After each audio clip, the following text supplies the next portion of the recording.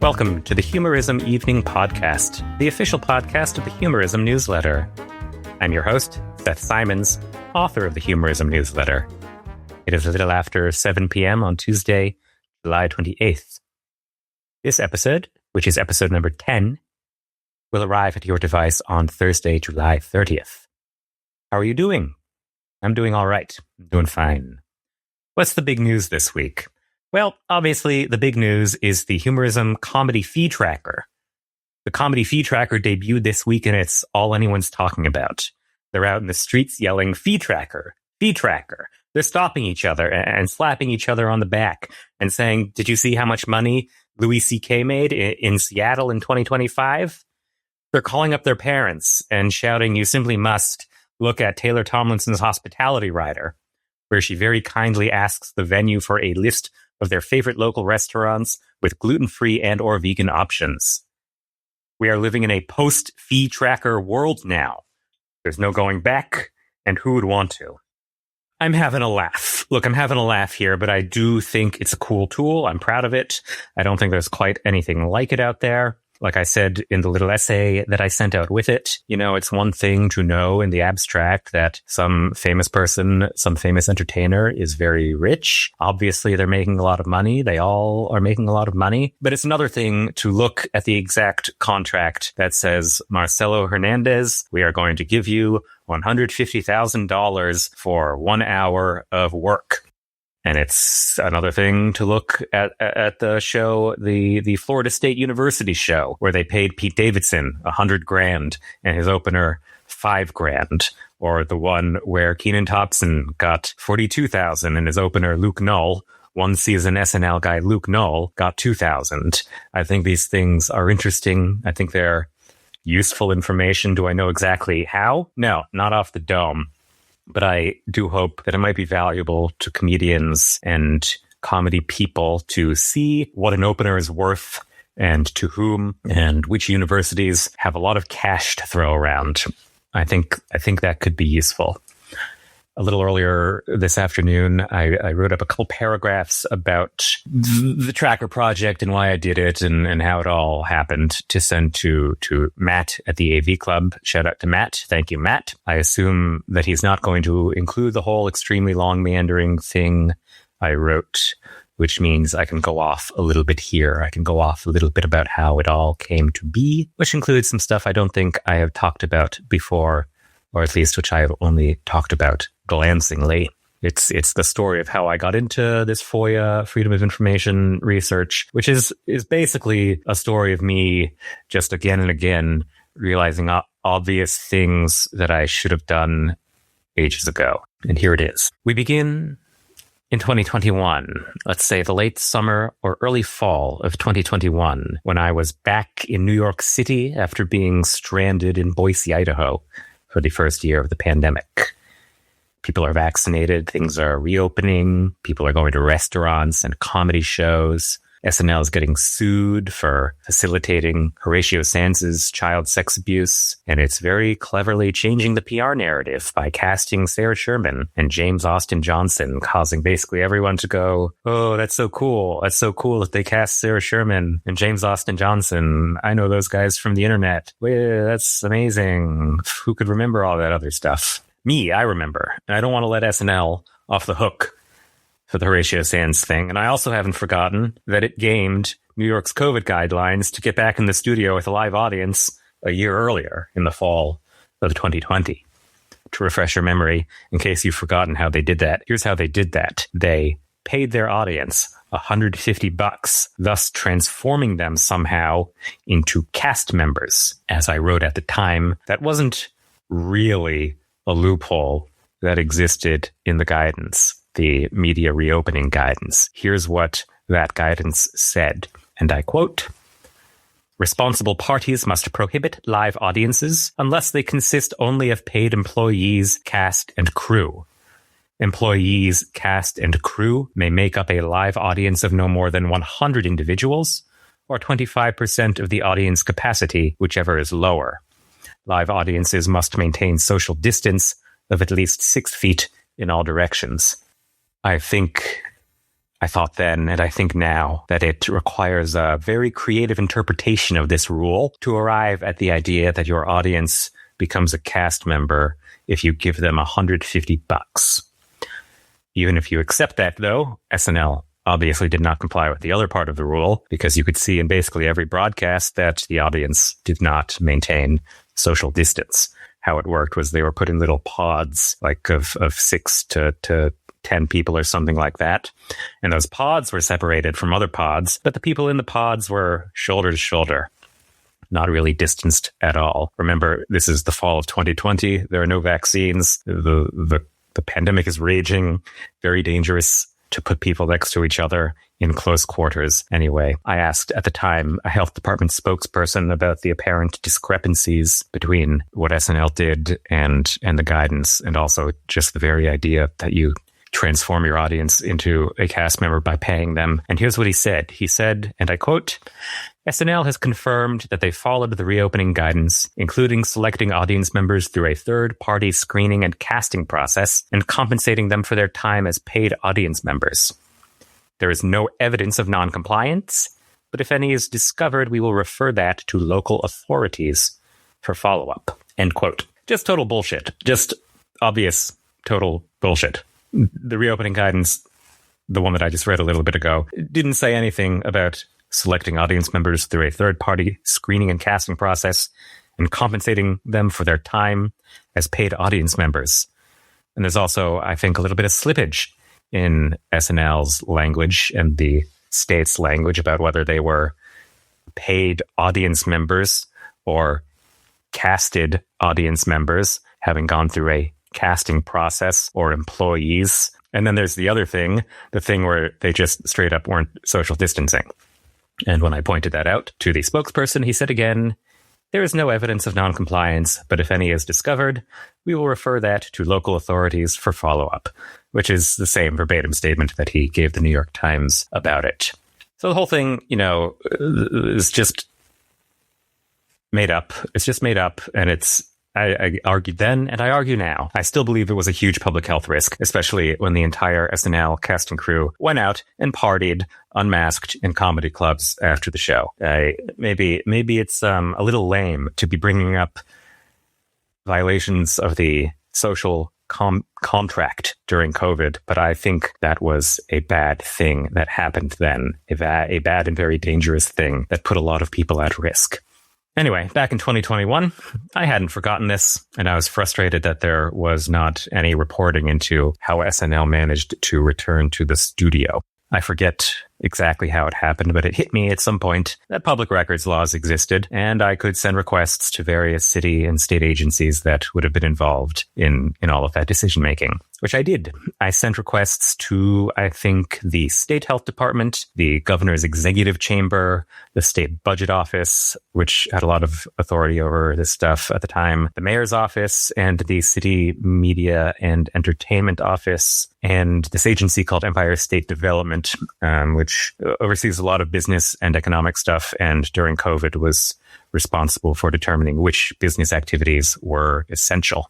I specifically requested any memoranda or call notes or meeting notes about SNL and emails with various SNL and NBC executives, especially NBC's public affairs executives who sort of handle all of the dealings with state and city and federal governments. Yada, yada, yada. Months and months later, I got a bunch of information back, just sort of huge piles, not really piles, PDFs. Big PDFs, hundreds of pages of PDFs, most of it useless, but some of it quite interesting, I think, or I thought. I still think. Others may not agree, but I think. I tried at the time to package it into stories that I pitched to various outlets. Nobody wanted it. Everyone was tired of COVID and talking about COVID. And my experience in writing about SNL over the years has been that almost nobody wants critical stories about SNL.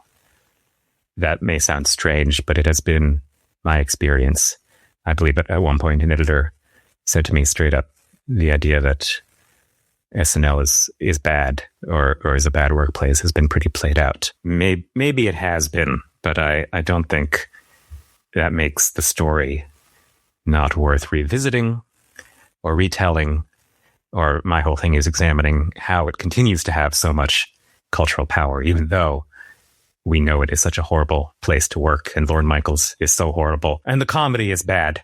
Its persistence is what's interesting. And that's what I tried to look into in my big essay that I wrote about it in long reads back in 2023, which I did try to get some of this COVID stuff into, but it was left on the cutting room floor. So the end point of all of that work is that now in 2026, I am telling you here on this podcast that in May 2020, when there were still bodies frozen in trucks on the streets of Manhattan, Lorne Michaels was scheduling a phone call with Andrew Cuomo's office. And that a little while later, when SNL sent its proposed COVID safety plan to the city or the state, I think both actually, it said there would be no large gatherings, which obviously the cast did not abide by after hours. And even when SNL did get permission finally, not finally, a few months after it asked for it, to have a live audience, so long as it paid them, Lorne kept pushing for more. I will read you now from an email sent to the state budget director, who was in charge of all of these things for some reason, from Lorne's publicist, this guy, Steven Rubenstein, who also represents the Yankees and the Museum of Modern Art. This email was sent on September 24th, 2020, ahead of SNL's premiere on October 3rd. Hi, Rob. Lorne Michaels of SNL would love to talk with you about their live return to the air, which is set for October 3rd. I know NBC has spoken to your team, but Lorne wanted to see if he could talk to you about, is there a kosher way, in keeping with safety rules, for them to have a beat more audience at Rock Center? They are hoping for 18 more people who would all be first responders and seated on the stage level. Of course, everyone will be masked, tested, and the HVAC meets the standards. We wouldn't come to you for any show, but as SNL is a symbol of New York to the country, we wanted to ask if you'd talk to Lorne directly to see if there's a safe path. Thank you for considering, Stephen. Now, the records that I received were all sort of piecemeal, patchwork, if you will, and I don't know exactly how the budget director responded to that. I don't have that email or his emails or phone calls or chats with other people in his office about it. But I do have a September 26, 2020 email from a New York Department of State official to NBC's public affairs executive, which basically confirms that that request was ultimately granted. That email reads as follows, quote, "We're aware of one additional component of the SNL production, which is pre-selected or casted first responders to be involved in the show as a tribute component. They are separate and apart from the audience, which remains casted and capped at no greater than 100. Let us know if you'd like a call to raise any questions or provide additional details. Thank you." End quote. This is all mundane stuff, I know, but the point is that SNL and the state were just totally playing Calvin ball with this casted audience members thing. I mean, it goes, you can't have an audience unless it's your cast, crew, and employees. Also, if you use a third-party casting service to hire random people and pay them $150, that makes them cast members, even though they're not performing in or working on your show. And anyway, there's a hard cap of 100. Oh, and also you can go above that cap if you're doing a tribute to first responders. But you have to cast them too. None of this was in the guidance. It was all just a discretionary choice that state officials made for NBC and SNL at Lorne Michaels' behest. But that's not what I'm talking about here. I'm talking about the comedy fee tracker. Well, here's the thing. And if you've ever submitted public records requests, I think you will know what I'm talking about. Once you do one, you want to do another. And then once you do that second one, you want to do a third. It's a little addictive.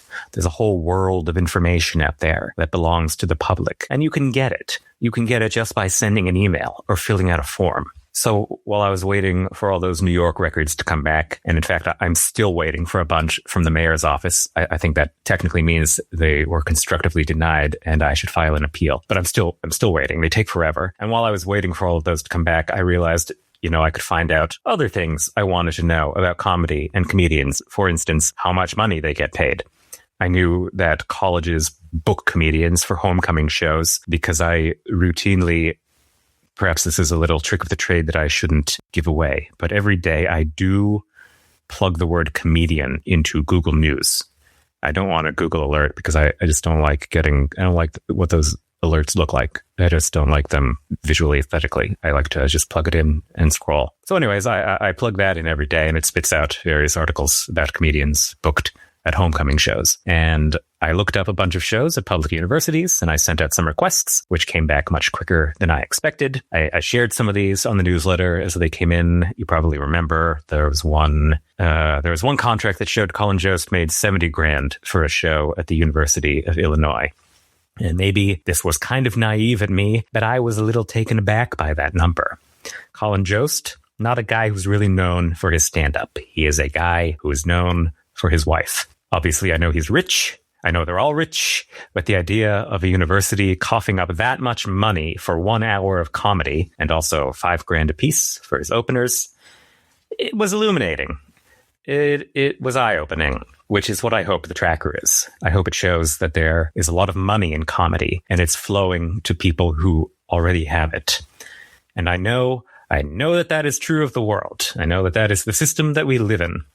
But I still think it's useful to see, especially if you want to fix comedy, as I do. It is useful to see that the power to redistribute wealth is in the hands of big institutions and structures, but it is also in the hands of people like John Mulaney and Stephen Colbert and Hassan Minhaj.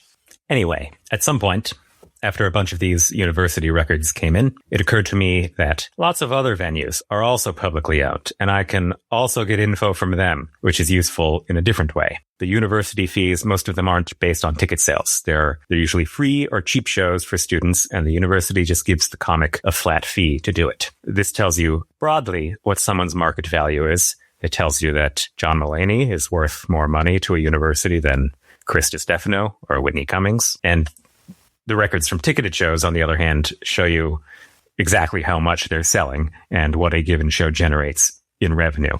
The other thing about these venues is that in many cases, their internal emails are subject to records requests, which is how I found out who was managing Chris D'Elia back during his initial return to the stage, to the touring circuit in 2022. And that is another thing that I want to stress about the tracker. There are all these guys out there like D'Elia and Louis C.K. who make big stinks about getting canceled and having their careers ruined and losing lots of money. But if you go and you look at Louis C.K.'s numbers in the tracker, I've got 5 data points on him. They are all post 2017. The absolute lowest payout is $41,000 in 2020, a few days before the world shut down in March. These days, he is easily clearing $100,000 a show. There's only one post-cancellation date for D'Elia in there so far, and it is a payout of $130,000 in 2023. I think he is doing fine for himself. And that gets to, I think, also the bigger thing that I hope people take away from the tracker, which is that comedy is a big business. It's a big business if you are Shane Gillis, a megastar selling out arenas. And it's also a big business if you are unreformed sex creep Chris D'Elia selling out theaters. It is even a big business if you are somewhere lower down the ladder, like Mark Normand, whose 2 data points in there are for $50,000 and $60,000. It's not Chappelle money. It is about 1/6 or 1/7 of Chappelle money, but it is still my annual income in a night times however many nights are on his tour. And what this all means, I think, what it all means is that comedians are business people. They are not just entertainers. They are not just jesters. They are not just irreverent and dangerous people questioning authority and taking you through a spooky mental haunted house, to quote Whitney Cummings. They are basically multimillionaire executives who run little mini economies. They employ people. They own and manage their own companies. Everywhere they tour, they create jobs paid out of the ticket revenue they generate. They run TV and film productions. They share their earnings with powerful tour promoters who in some cases have monopolistic levels of control over live entertainment. I believe it is important to look at them through this lens because it reframes all of the usual conversations we have about comedians. It is one thing for a comedian to make edgy jokes. It is another thing entirely for a boss to be a racist. Would you want to work for someone who said he hates trans people? Would you want to work for someone who's never said himself that he hates trans people, but who's best friends with the guy who said he hates trans people? Or how about a guy whose best friend is an unreformed sex predator and whose other best friends are Holocaust deniers and Sandy Hook truthers? Do you want to work for these people? Do you think they would be good people, safe people to work for, who would look out for their employees, who would keep them safe? I don't. At a more intuitive level, I think the numbers in the fee tracker also just help us see how ridiculous it is that any of these comedians claim to understand or speak for the common man. Theo Von, our friend Theo Von, his bumbling idiot persona looks a little bit different when you know that he makes $227,000 in an hour. Not that his bumbling idiot persona ever looked very good in the first place. All right, well, that's that. That's what I've got today. Check out the Comedy Fee Tracker. Let me know what you think. You can go to comedyfees.com. It'll take you right there. If you like it, please share it. Share it far and wide. I do think it's fun. I hope people like it. And there's actually one other thing I want to talk about before I go. Last week, I wished fervently and truly that more comedians would name and shame the Nazis in their business. Today, Tuesday, which is 2 days ago for you or longer, I got my wish. The following that I'm about to read to you is from a profile in The Guardian of Mary Beth Barone, whose new special came out on Netflix this week. And I quote, "Ride, Barone's podcast with Benito Skinner, shares space in the upper reaches of the comedy podcast chart with right-leaning shows from Joe Rogan, Theo Von, and Andrew Schultz. Hosts whose brashness and casual misogyny has led them to be grouped in with the manosphere. Comedy has become increasingly polarized," Barone says. "There's people who want to make a cash grab, and there's nothing they could do that would make their audience turn against them. It's genius if you think about it.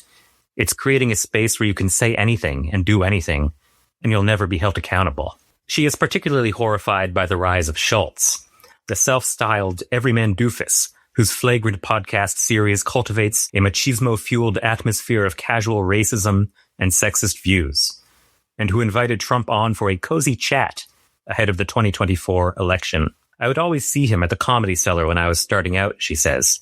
"He was so funny. I literally thought he was hot. I think I slid into his DMs one time," she recalls with a shudder. "I've watched him create this space where I'm like, you just want to perpetuate the bigotry and the systems that have benefited people that look like you for all of time. I guess if money is the most important thing to you, that makes sense," she says tartly. "But I have integrity, so I can never do something like that. It's just hard to stomach that those are my coworkers, technically." End of passage. Rock on, Mary Beth Barone. It's true, and it's tea, and it's very refreshing to see. Okay, that's all for today. Thank you for listening. Thank you as always, and please write in with your thoughts. Actually, that reminds me of one other thing, which is that my analytics for this podcast tell me that I have people listening in such far-flung locales as Belgium and Iran and Singapore and Japan. And I know that someone downloading the podcast does not necessarily mean someone listened to it. But if you are from way out there, somewhere way out there relative to New York City, I would love to know who you are and how you found the podcast and or the newsletter. Please write me an email at seth.simons@gmail.com or seth@humorism.xyz. I meant to say that, but you can use either one. All right, that's it. Thank you again. End of podcast.